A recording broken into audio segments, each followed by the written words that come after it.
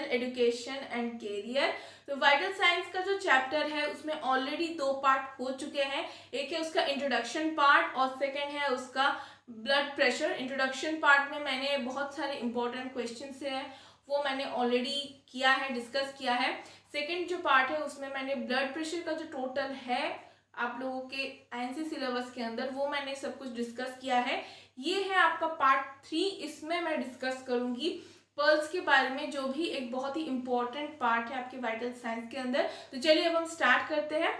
तो पल्स क्या है? पल्स है जब ईच हार्ट बीट पे जो एक ब्लड इजेक्ट होता है हार्ट से, हार्ट के जब कॉन्ट्रैक्शन होता है हार्ट बीट से, उस टाइम में जो ब्लड इजेक्ट होता है हार्ट से, उस टाइम में एक फोर्स होता है, ब्लड का एक फोर्स लेके वो ब्लड बाहर आता है।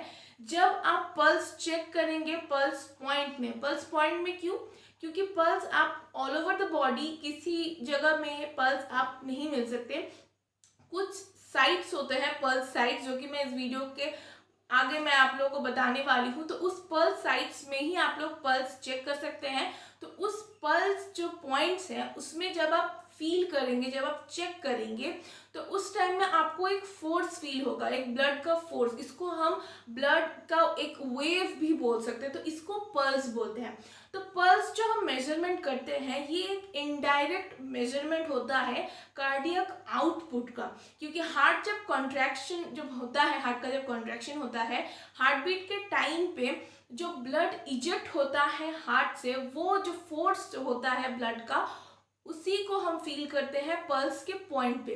तो ये है आपका पल्स। नेक्स्ट हम डिस्कस करेंगे कैरेक्टरिस्टिक्स की, पल्स के क्या क्या कैरेक्टरिस्टिक्स हैं। ये जानना आप लोगों के लिए इसीलिए इम्पॉर्टेंट है क्योंकि जब आप पल्स पॉइंट में आप पल्स चेक करेंगे, आप लोगों के लिए जानना ज़रूरी है कि उसका जो कैरेक्टरिस्टिक्स है क्या वो मैच हो रहा है या फिर कोई एबनॉर्मेलिटी है। तो इसीलिए आप लोगों को कैरेक्टरिस्टिक्स जानना बहुत ही ज़रूरी है। तो पल्स का जो टोटल 4 कैरेक्टरिस्टिक्स है, फर्स्ट है आपका क्वालिटी। तो फर्स्ट है आपका क्वालिटी। क्वालिटी आप लोगों के लिए जानना बहुत ही जरूरी है कि उसका क्वालिटी कैसा है, नॉर्मल है या नहीं है। सेकंड है आपका रिदम। सेकंड है आपका रिदम।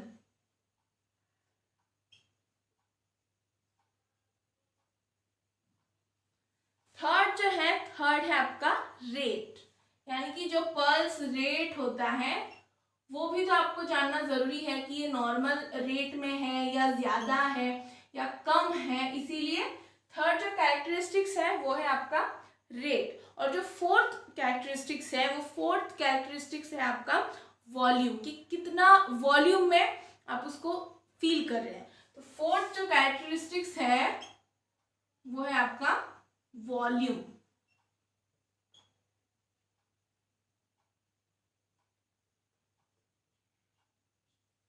ये एक एक करके मैं अब एक्सप्लेन करूंगी।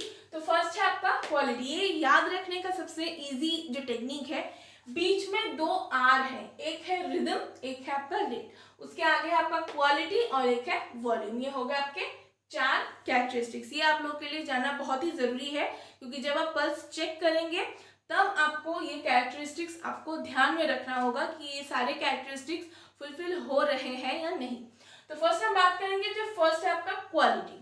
क्वालिटी मतलब क्या? क्वालिटी मतलब आप जो एक पल्स फील कर रहे हैं पल्स पॉइंट में, तो उस पल्स पॉइंट में आप कितना स्ट्रेंथ या फिर कितना फोर्स आप फील हो रहा है, कि उसका क्वालिटी कैसा है, आप उसको फील कर पा रहे हैं या नहीं।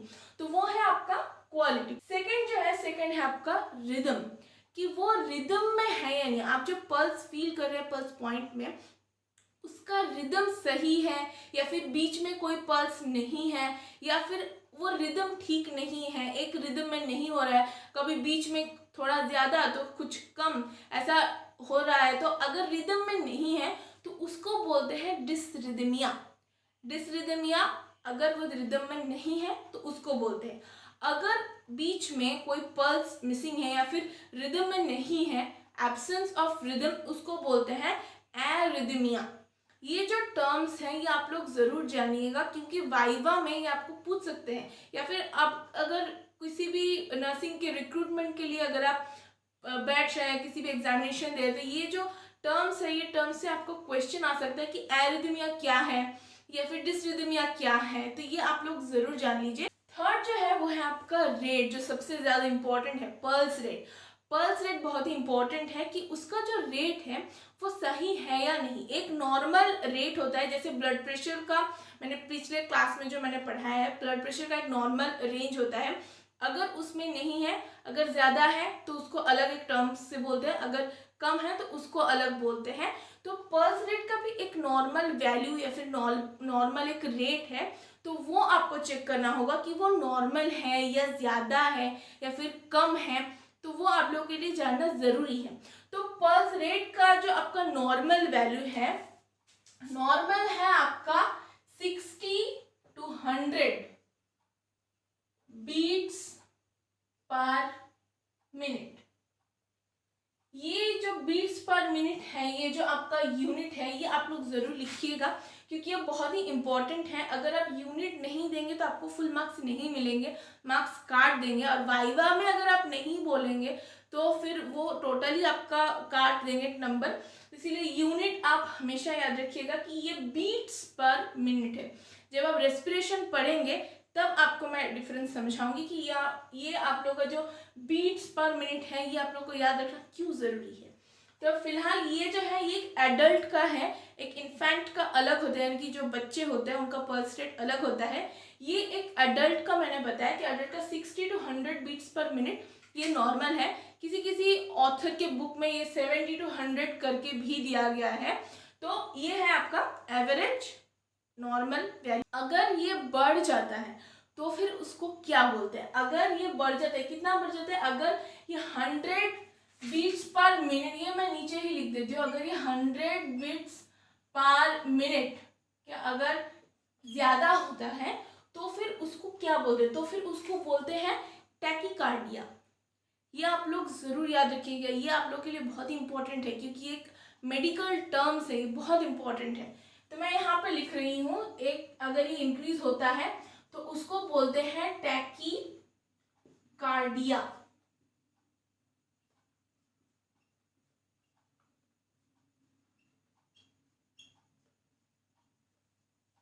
अगर ये इससे कम होता है, 100 बीट्स नहीं, अगर ये 60 बीट्स पर मिनट से अगर ये कम है तो फिर उसको बोलते हैं ब्रैडीकार्डिया। मैं यहाँ पे लिख रही हूँ, जो लोग नोट्स बना रहे हैं उन लोगों को ताकि कोई प्रॉब्लम ना हो, इसीलिए मैं यहाँ पे लिख रही हूँ। तो उसको बोलते हैं ब्रैडीकार्डिया।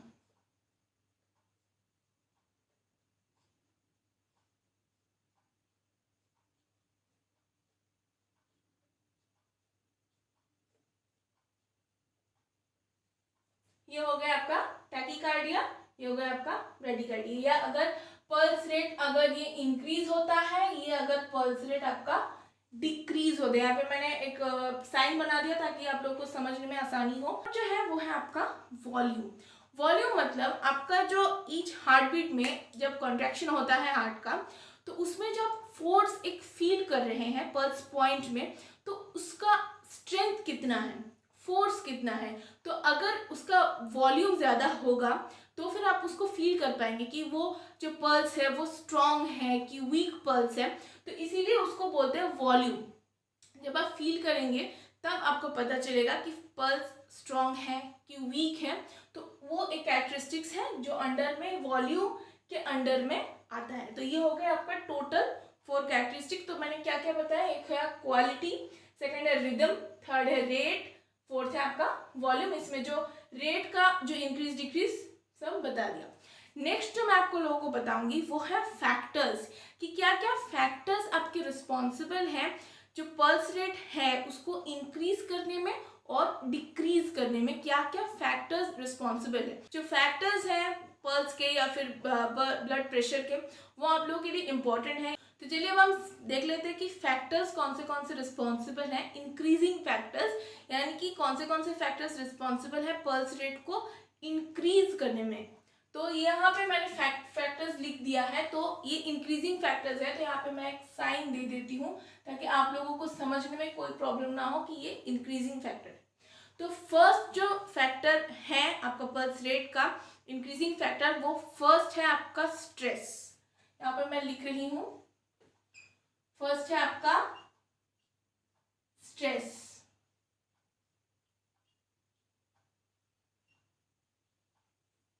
स्ट्रेस जितना बढ़ता है उतना पल्स रेट भी बढ़ते हैं। ज़्यादातर क्या होता है, जो लोग किसी भी सर्जरी के लिए जा रहे हैं, ओटी में जाने से पहले जो पेशेंट्स होते हैं वो बहुत डर जाते हैं, बहुत स्ट्रेस ले लेते हैं, तो इसीलिए उनका पल्स रेट जो है वो बहुत हाई होता है। इसलिए स्ट्रेस एक फैक्टर है आपको पल्स रेट बढ़ाने के लिए। तो ये हो गया आपका फर्स्ट फैक्टर। सेकंड जो फैक्टर है, सेकंड फैक्टर है आपका एक्सरसाइज। यहाँ पे मैं लिख रही हूँ,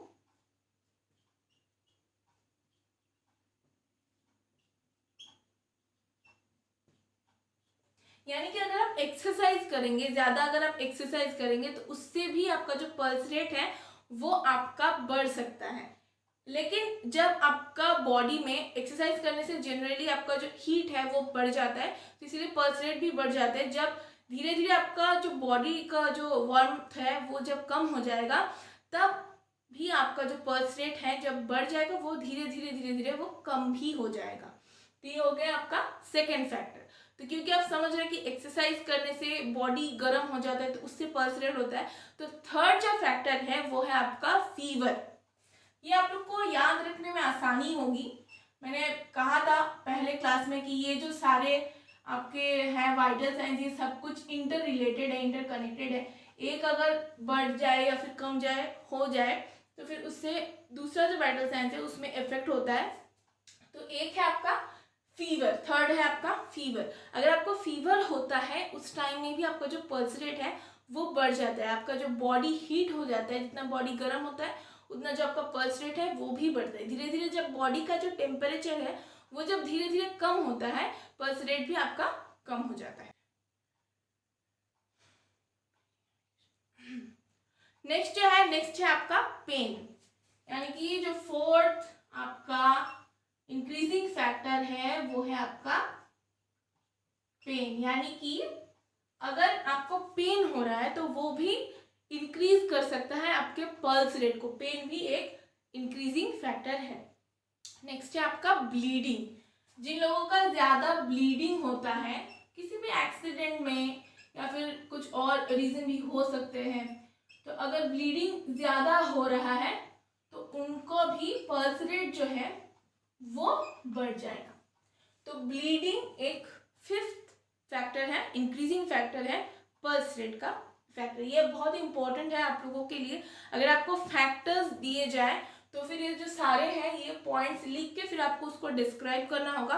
अगर आप सिर्फ ये पॉइंट लिख देंगे तो फिर आपको नंबर नहीं मिलेगा।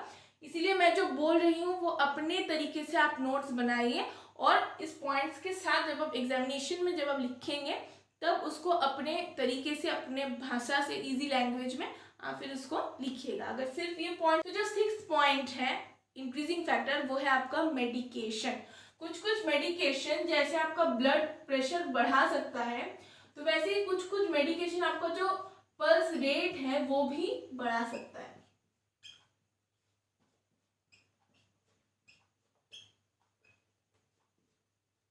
तो इसीलिए 6th जो फैक्टर है इंक्रीजिंग फैक्टर वो है आपका मेडिकेशन। फैक्टर के अंडर आता है। ये डिपेंड करता है कि कौन सा मेडिकेशन ले रहे हैं, कौन सा मेडिकेशन आप खा रहे हैं, तो उससे ये डिपेंड होता है।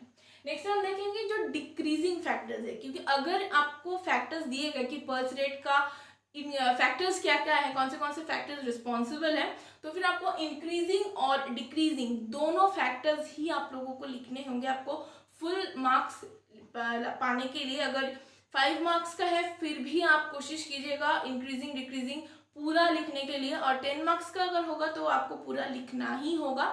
तो इसीलिए यहाँ पे मैंने इंक्रीजिंग फैक्टर्स मैंने लिख दिया है। तो साइड में मैं यहाँ पे सिर्फ एक साइन बना के देती हूँ ताकि आप लोगों को समझ में आ जाए कि यहाँ पे डिक्रीजिंग फैक्टर्स जो है यहाँ पे मैं लिख रही हूँ। तो फर्स्ट जो डिक्रीजिंग फैक्टर है वो है आपका रेस्ट। यहाँ पे मैं लिख रही हूँ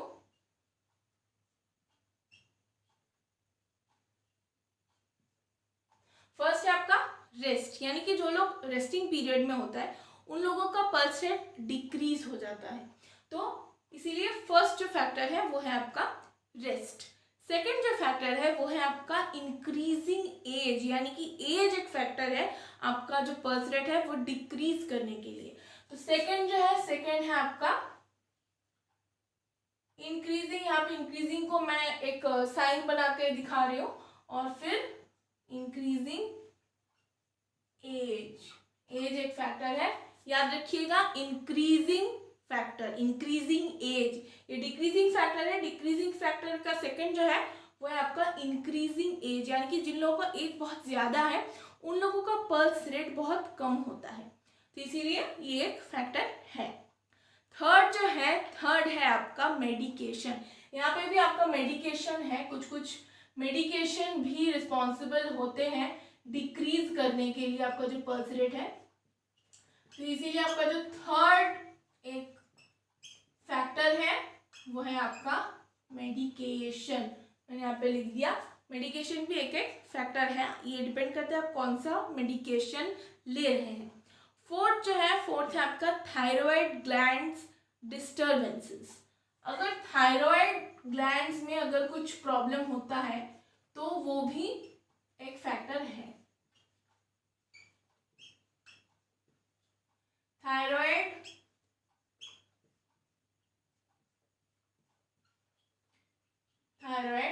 ग्लैंड्स, तो थायराइड ग्लैंड्स में अगर कुछ डिस्टर्बेंसेस होते हैं तो फिर ये थायराइड ग्लैंड से भी आपका एक जो पल्स रेट है वो आपका डिक्रीज हो सकता है। तो ये हो गया आपके टोटल आपका इंक्रीजिंग फैक्टर और डिक्रीजिंग फैक्टर जो है आपका पल्स रेट का वो टोटल हो। नेक्स्ट जो हम देखेंगे वो बहुत इंपॉर्टेंट है और एक बहुत इंपॉर्टेंट क्वेश्चन भी है, वो है आपका साइड्स ऑफ पल्स। ये बहुत इंपॉर्टेंट है, ये बहुत एक क्वेश्चन है, इंपॉर्टेंट क्वेश्चन, ये वाइवा में पूछ सकता है, ये अगर आप इंटरव्यू दे रहे हैं उस टाइम में आपको पूछ सकते हैं कि साइड्स ऑफ पल्स क्या क्या हैं, तो वो मैं नेक्स्ट आपके साथ डिस्कस करूंगी। तो जो पल्स है, पल्स आप ईच एंड एवरी पार्ट में, आपके बॉडी के एवरी पार्ट में आप पल्स को फील नहीं कर सकते। कुछ पर्टिकुलर पल्स पॉइंट्स होते हैं जहाँ पे आप पल्स फील कर सकते हैं। तो एक होता है आपका टेम्पोरल पल्स, ये यहाँ पे होता है, यहाँ पे टेम्पोरल आर्टरी है तो यहाँ पे आपका टेम्पोरल पल्स होता है। एक है आपका टेम्पोरल पल्स, सेकंड है आपका कैरोटिड पल्स। कैरोटिड पल्स आपका यहाँ पे होता है। कैरोटिड पल्स अगर किसी को अगर देखना है कि वो डेड है कि अलाइव है तो जनरली कैरोटिड पल्स उसका यूज होता है, जनरली ये चेक होता है क्योंकि ये pulse nearer to the heart है, नियरेस्ट टू द हार्ट है, तो इसीलिए जो ये पल्स है ये पल्स हार्ट के करीब है, इसीलिए इस पल्स को ज्यादातर चेक करते हैं कि एक पेशेंट डेड है कि अलाइव है। तो ये हो गया आपका कैरोटिड पल्स। थर्ड है आपका ब्रैडियल पल्स। ब्रैकियल पल्स आपका यहाँ पे होता है, ब्रैडियल पल्स यहाँ पे होता है, ब्रैडियल पल्स। नेक्स्ट है आपका रेडियल पल्स। रेडियल पल्स आपका यहाँ पे होता है, यहाँ पे होता है आपका रेडियल पल्स। जब आप एनाटॉमी फिजियोलॉजी पढ़ेंगे तब आपको पता चलेगा कि यहाँ पे दो बोन है, एक होता है रेडियस बोन, एक होता है अल्ना बोन। यहाँ पे जो आपका रेडियल आर्टरी पे जो आप पल्स फील कर रहे हैं उसको बोलते हैं रेडियल पल्स। यहाँ पे एक आप फील कर पाते हैं उसको बोलते हैं अल्नर पल्स। नेक्स्ट है आपका एपिकल पल्स। ये एपिकल पल्स आपका जो चेस्ट में होता है। और नेक्स्ट जो पल्स है वो है आपका फीमोरल पल्स। फीमोरल पल्स एक फीमोरल आर्टरी है आपके एक एब्डोमेन के नीचे, एक फीमोरल आर्टरी है दोनों साइड्स पे आपके, तो वहाँ पे आप फीमोरल जो पल्स है वो आप चेक कर सकते हैं। मैं साइड में एक पिक्चर शो कर रही हूँ ताकि आप लोगों को पता चल जाए ईच एंड एवरी पल्स के पोजीशंस। नेक्स्ट है आपका पॉप्लिडियल पल्स। ये पॉप्लिडियल पल्स आपका जो नी है, नी के ऑपोजिट साइड में होता है, ये है आपका पॉप्लिडियल पल्स। नेक्स्ट है आपका पोस्टीरियर टिबियल पल्स। ये भी बहुत इंपॉर्टेंट पल्स है, ये भी आपका पैर में ही है, आप पिक्चर्स में देख सकते हैं कि कहाँ पे है। और जो लास्ट आपका पल्स पॉइंट है वो है आपका डोर्सालिस पेडिस। ये मैंने ब्लड प्रेशर जब मैंने पढ़ाया था उस टाइम में भी मैंने मेंशन किया था। तो ये भी एक पल्स है। तो जनरली ये जो पॉप्लिडियल पल्स, ये जो आपका पोस्टीरियर टिबियल या फिर डोर्सालिस पेडिस जो पल्स है, जनरली अगर किसी पेशेंट का अपर एक्सट्रीमिटीज जो है अगर उसमें कुछ सर्जरीज या फिर इंजरीज हुए हैं तो तब उस टाइम में जो पल्स हम चेक करते हैं तब वो पल्स या पॉप्लिडियल पल्स या फिर आपका पोस्टीरियर टिबियल पल्स या फिर डोर्सालिस पेडिस पल्स, ये सारे पल्स हम चेक करते हैं पल्स रेट देखने के लिए। क्योंकि अगर पल्स रेट बढ़ जाए या फिर कम हो जाए तो ये एक आपका एक बहुत साइंस है, इसीलिए इसको बोलते हैं वाइटल साइंस, जो कि मैंने इंट्रोडक्शन क्लास में मैंने सब कुछ डिटेल में आप लोगों को समझाया है। तो ये हो गया आपका टोटल जो पल्स है आपका वाइटल साइंस के अंदर, जो थर्ड पार्ट है टोटल कंप्लीट हो गए। तो मैंने इस वीडियो में पल्स के बारे में टोटल आपको कहा है, एक है डेफिनेशन, सेकंड है आपका कैरेक्टरिस्टिक्स मैंने टोटल मेंशन किया है, डिस्कस किया है कि क्या है। फिर नॉर्मल वैल्यू इंक्रीज हो जाता है तो उसको क्या बोलते हैं, डिक्रीज होता है तो उसको क्या बोलते हैं। फिर उसके बाद मैंने फैक्टर्स आपको पढ़ाया कि इंक्रीजिंग फैक्टर्स, डिक्रीजिंग फैक्टर्स क्या क्या है। और लास्ट मैंने पढ़ाया कि साइड्स ऑफ पल्स, ये बहुत इंपॉर्टेंट क्वेश्चन है, ये आप लोग ज़रूर करिएगा। और इसका जो पोजीशंस है वो भी आप लोग ज़रूर याद रखिएगा, क्योंकि ये पोजीशंस भी आप पूछते हैं इंटरव्यू में कि सारे पल्स की पोजीशंस, एनाटॉमिकल जो पोजीशंस है वो क्या क्या है। तो ये आप लोग ज़रूर पढ़िएगा। इस वीडियो को आप लोग ज़रूर शेयर कीजिएगा और अगर अच्छा लगे तो लाइक भी ज़रूर कीजिएगा। और ऐसे ही कुछ और अगर आप चाहते हैं कि मैं और किसी टॉपिक में वीडियो बनाऊं तो आप लोग मुझे ज़रूर कमेंट सेक्शन में बताइएगा।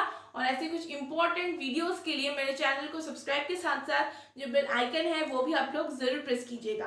तो आज के लिए बस इतना ही, फिर मिलते हैं ऐसे एक इम्पॉर्टेंट वीडियोज़ के साथ। आज के लिए बाय बाय।